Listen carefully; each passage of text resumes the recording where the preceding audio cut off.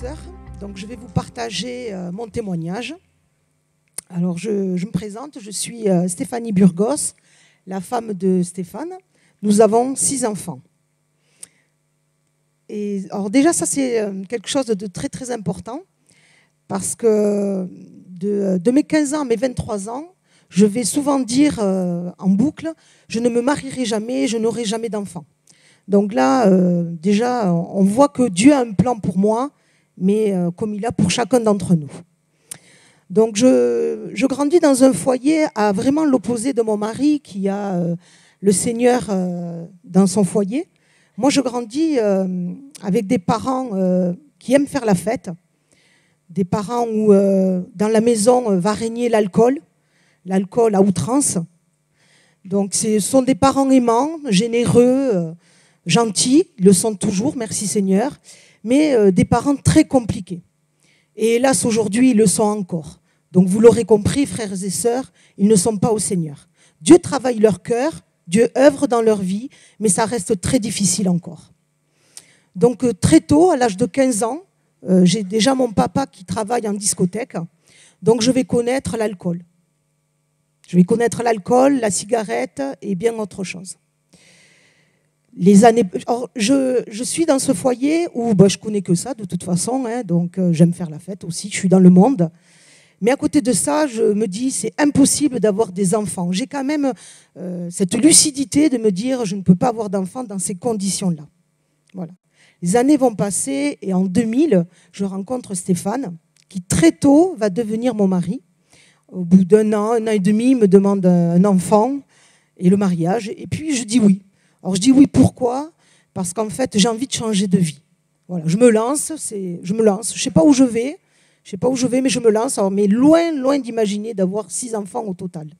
On reste toujours dans l'idée quand même un peu, mais pas beaucoup. Et sa maman va tomber malade en 2006. Elle va tomber malade. Et avant ça, elle va donc m'amener à l'église. Je vais découvrir l'église avec elle. Je découvre l'église, les chants. Les chants me font du bien, mais je ne porte pas plus d'intérêt que ça. Puis elle va nous quitter.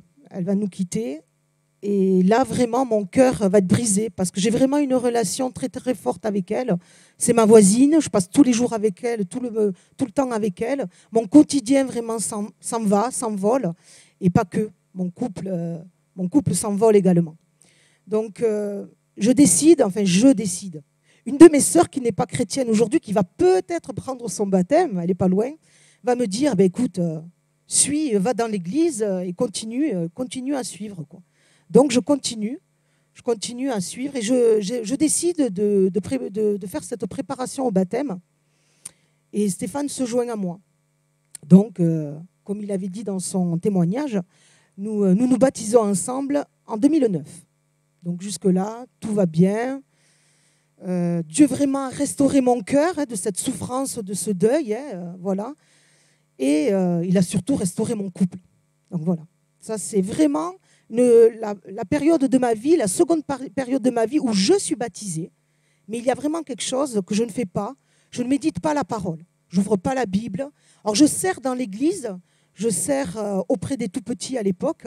Je prépare quand même mes leçons en amont, mais j'en fais pas plus. Je ne m'intéresse pas en fait, je ne m'intéresse pas.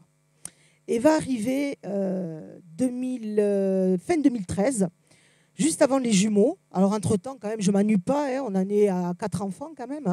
Donc, voilà. Mais en 2013, je vais faire une fausse couche. Et de suite après, mais vraiment un mois et demi, même le médecin n'en revient pas, je retombe enceinte. Et là, des jumeaux. Mais vraiment, au bout de 3 semaines, là, le Seigneur va se révéler à moi. J'entends sa voix. Il va vraiment transpercer mon cœur. Et je suis surtout apte à l'écouter. Je suis là à l'écouter. Et c'est vraiment depuis ce jour-là que Dieu bénit. Dieu me bénit encore et encore. C'est sûr qu'on a fait une belle expérience avec Victor. Donc 7 mois après, ce sont des prématurés, les jumeaux.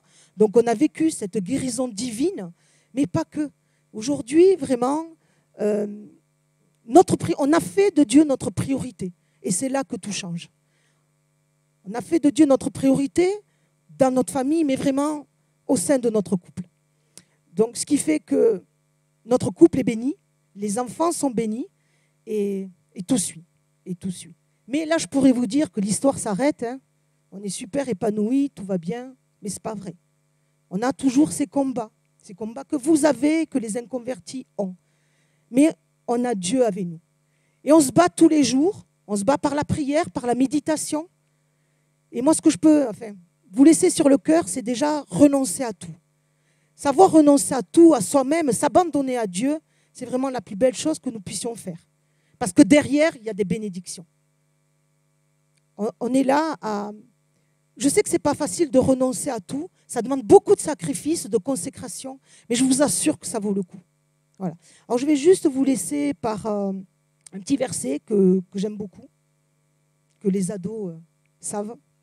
Parce qu'aujourd'hui, je sers le Seigneur avec les ados et c'est vraiment une joie pour moi. Hein.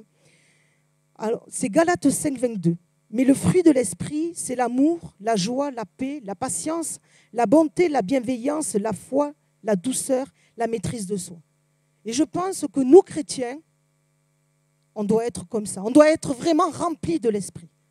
En tout cas, c'est ce dont j'aspire.